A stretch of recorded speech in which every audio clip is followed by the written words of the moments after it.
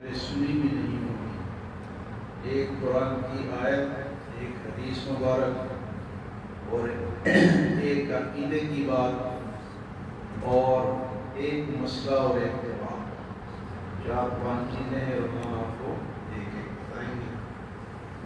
تو آج پہلا سبق جو ہے اس میں ہے کہ تلاوت قرآن جب ہم کرتے ہیں، شروع کرتے ہیں، تو اس کے لیے اللہ پاک نے فرمایا فَإِذَا قَرَأْتَ الْقُرْآنَ فَاسْتَعِذْ بِاللَّهِ مِنَ الشَّيْطَانِ الرَّجِيمِ۔ یہ قرآن کی آیت ہے کہ جب تم قرآن کی تلاوت شروع کرو تو اعوذ باللہ من الشیطان الرجیم یہ پڑھا کرو۔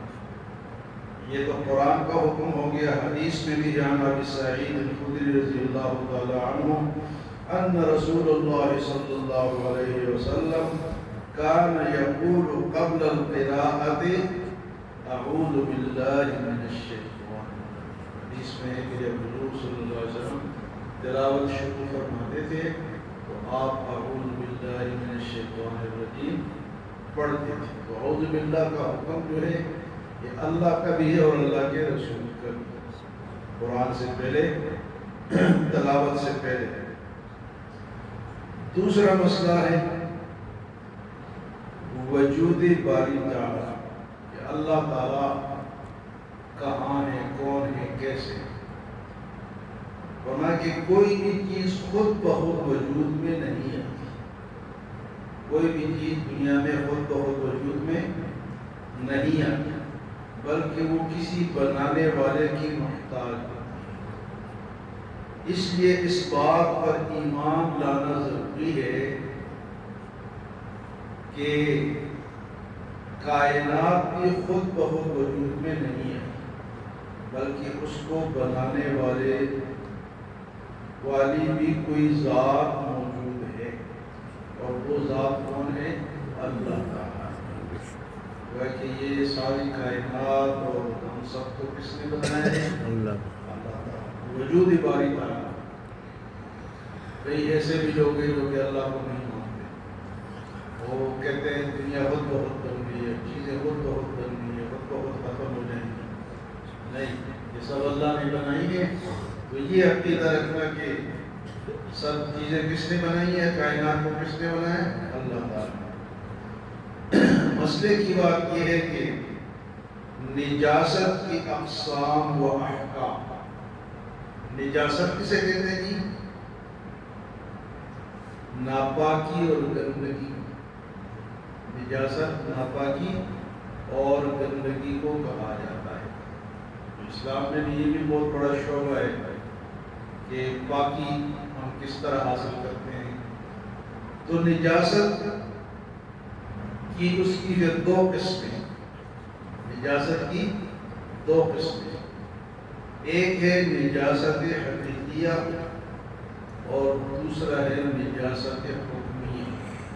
یعنی یہ 3 کی باتیں ہیں، لیکن عوام نے یہ نہ سنی ہے اور نہ کبھی پہلے غور کیا۔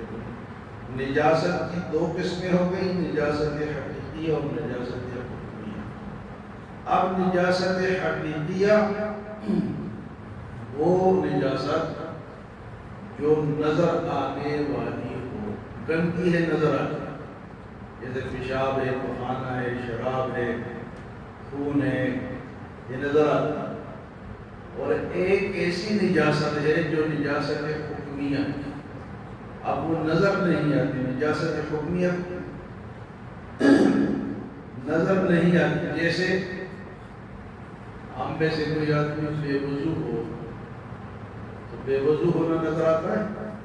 نہیں، یہ نجاست حکمیہ، یعنی وہ نجاست جو ایک تو نظر آتی ہے اور نجاست حقیقیہ ہے، اور ایک ہے نجاست حکمیہ، بے وضو ہونا اور غسل کی ضرورت ہونا، یہ نظر نہیں ہے۔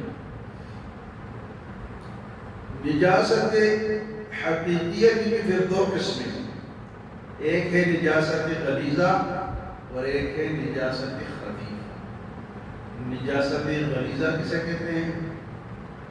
جو جس کا کوئی جسم ہو جو نظر آئے اور جو زیادہ گندی چیز ہو، اس طرح کی خون ہے، پخانا ہے، اور دلیل سے بھی ثابت ہے، قرآن حدیث سے بھی وہ ثابت ہے۔ تو اس کا دھونا جو ہے وہ ضروری ہوتا ہے۔ اگر وہ کپڑے سے لگ جائے، جسم سے لگ جائے تو اس کے بغیر جو نماز۔ اور ایک ہے نجاست خفیفہ، ہلکی نجاست۔ آپ جا رہے ہیں، بارش کا پانی آپ کے کپڑوں کو لگ گیا، وہ گلی سے گزر رہے تو پانی ٹپک رہا ہے تو آپ کے کپڑوں کو لگ گیا، یا کوئی ایسی چیز لگ گئی جو نظر نہیں آتی، تو یہ اگر کم مقدار میں ہونا، 1-2 قطرے لگ جائیں، 3 لگ جائیں، 4 لگ جائیں، تو اس سے نماز ہو جاتی ہے۔ اس کے اوپر ہاتھ پھیرے۔ اب اگر نجاست غلیظہ ہے تو وہ تو دھونا لازم ہے، لیکن اس کو اگر آپ کو پتہ نہیں چلتا اور تھوڑی بہت لگ جاتی ہے تو اس سے نماز ہو جاتی ہے۔ تو اگر نہیں بھی دھوئے تو آپ کی نماز۔ اور ایک دعا آخر میں بتاتے ہیں، وہ کیا ہے کہ جب ہم سونے لگتے ہیں تو یہ دعا پڑھنی چاہیے، اللہم بسمک اموت و احیا۔ کیا دعا ہے؟ سب کو یاد بھی ہوگی، اللہم بسمک اموت و احیا۔ اس کا ترجمہ ہے، اللہ میں تیرا ہی نام لے کر سوتا ہوں اور اٹھتا ہوں۔ بسمک اموت، مرتا ہوں، گویا کہ سوتا ہوں تو سونا ایک مرنا ہی ہے، تو اموتو کا لفظ ہے، وہ احیا دوبارہ زندہ ہوتا ہوں۔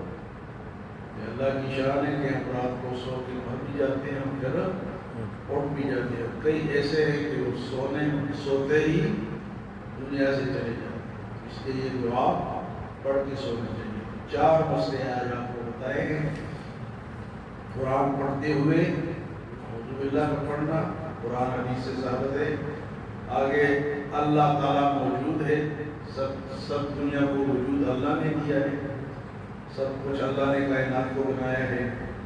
نجاست، گندگی، اس کی پھر 2 قسمیں ہیں، ایک نجاست حقیقیہ اور ایک نجاست حکمیہ۔ حقیقیہ وہ ہے جو کہ نظر آئے اور دلیلوں سے ثابت، اور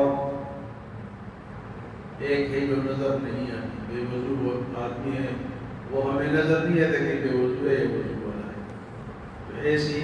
اور پھر اس نجاست کی بھی آگے پھر 2 قسم ہیں، نجاست غلیظہ اور ایک خفیفہ۔ غلیظہ زیادہ گندی چیز، اس کو دھونا لازم ہے نماز کے لیے، اور کپڑوں پہ لگ جائے، جسم پہ لگ جائے تو دھونا لازمی ہے۔